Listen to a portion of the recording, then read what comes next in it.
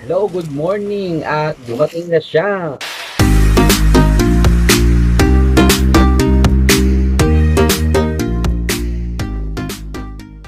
At i-unbox po natin yung ating pong in-order mula po kay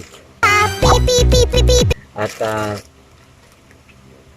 dapat pala hindi pala unboxing ito, no? Unplasticking. So, tingnan po natin.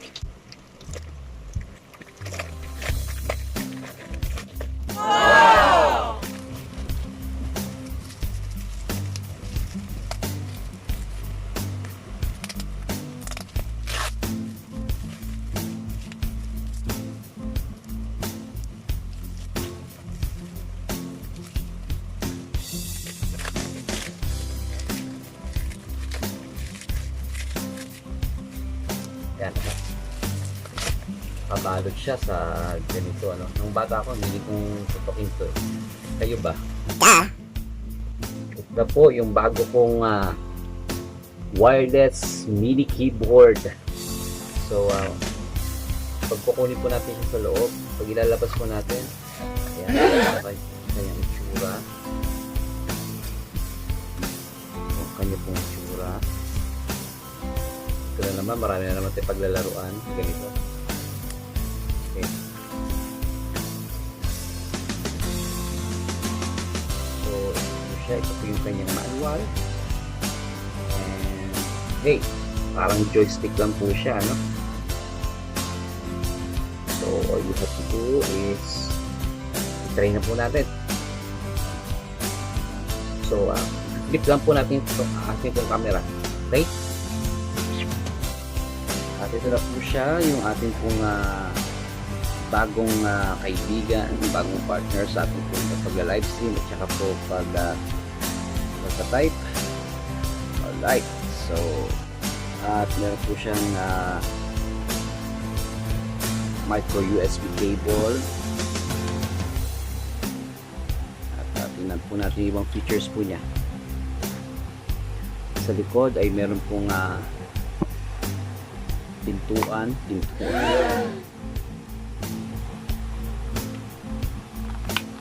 Ayan. Oh, meron po siyang battery. Okay, at meron din po siyang yung remote sensor na ito po yung ikakabit po natin sa ating pong laptop para po ma-detect niya yung signal na isi-send ng remote control keyboard na pong ito. So, okay, lagay na po muna natin dyan. So, ayan po yung battery. So, parang cellphone lang din pala. Okay. So, ito po yung input ng USB cable niya, and then ito yung on and off. So, subukan po natin i-on.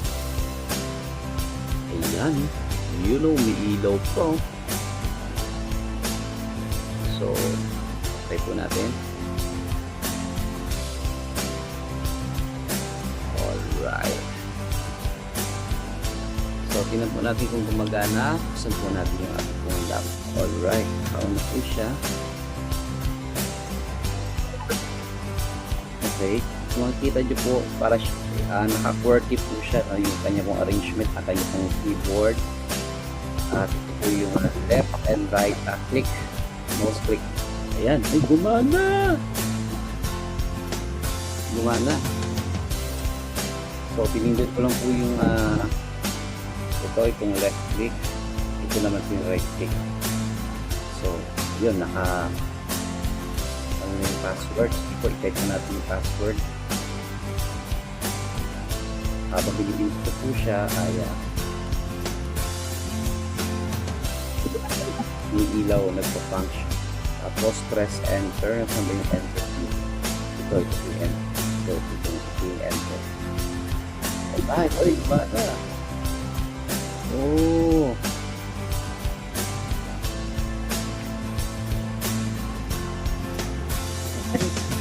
So, ito yung scroll po. Yung touchpad po niya, may touchpad po siya. So, madali na lang pong makakapag, kahit malayo, kahit na may nasa distansya po ako kasi ang una ko pong gamit ay remote control mouse at extension keyboard. Pero ngayon, dahil okay na to, meron na siyang touchpad,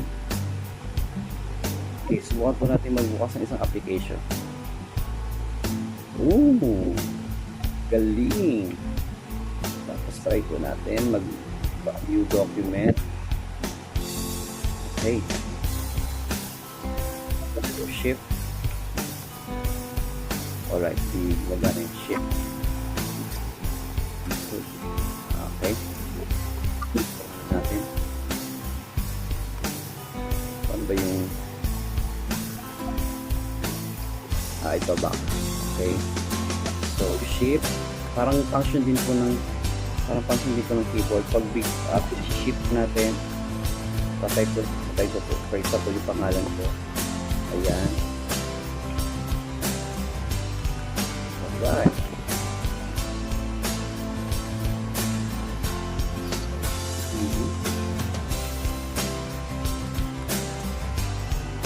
ko guys, tapos enter.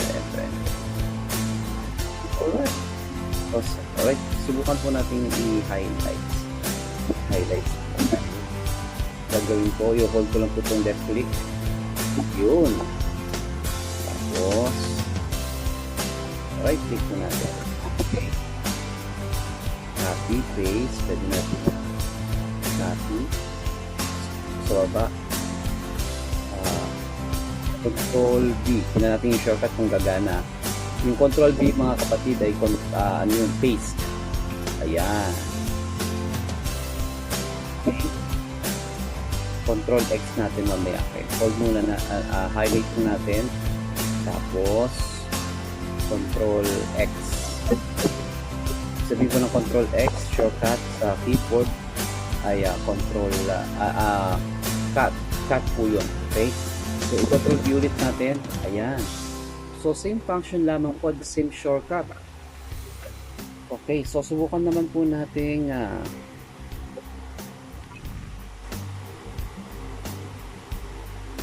okay. So, subukan natin mag-print screen. Ang print screen shortcut po ay FN, tapos F7. Okay. Tapos, control V po natin. Ayun. Nag-work yung kanya print screen. Alright. So, kung ano po talaga yung function niya sa keyboard, yun din po yung kanyang function dito po sa remote control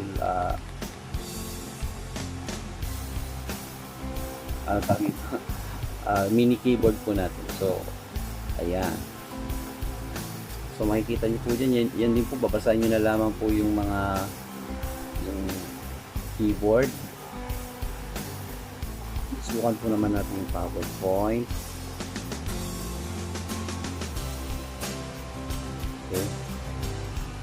PowerPoint natin. I-drag natin dyan. Maximize. Pili tayo kumari. Right. Subukan natin yung full screen. Yun, no? Escape. Okay. So, napakaganda. Kung ano pong function po niya sa mismong keyboard po niya ay ang keyboard po natin sa laptop, yun din po yung magiging function dito sa mini keyboard. May mga added features lang po siya. May backlit po yan. So, press lang po natin yung FN, tapos ayan. Hindi ka na malilito pag gabi. Okay, nagpapalitan din po yan ng kulay. Pwedeng blue at pwedeng red. Diba? Depende sa kung anong choice nyo po. Okay, so dito sa touchpad, kahit hindi mo na i-click itong nasa gilid na left and right click, dito sa touchpad pwede nyo nang gawin yung pag-click. Ayan. So pag gusto nyo po yung right click, dalawang finger lang, ayan, pa-function na siya. So isa pa po okay, dalawang finger, lalabas yung right click dialog box. Okay, yan. So, that's it. Ito po ang aking pong mini keyboard. Gagamitin po natin sa ating pong live stream at sa kung ano-ano pa. Okay? So, kung nagustuhan mo ang video ito, give us a thumbs up and subscribe pa na rin para po sa ilan pa pong mga tutorials na ating pong ipapakita po sa inyo pong lahat. Okay? Para po sa mga bagong live streamers, kayang-kaya, swak na swak sa budget. Okay? So, hanggang sa muli po. This is Bro Henz and God bless you.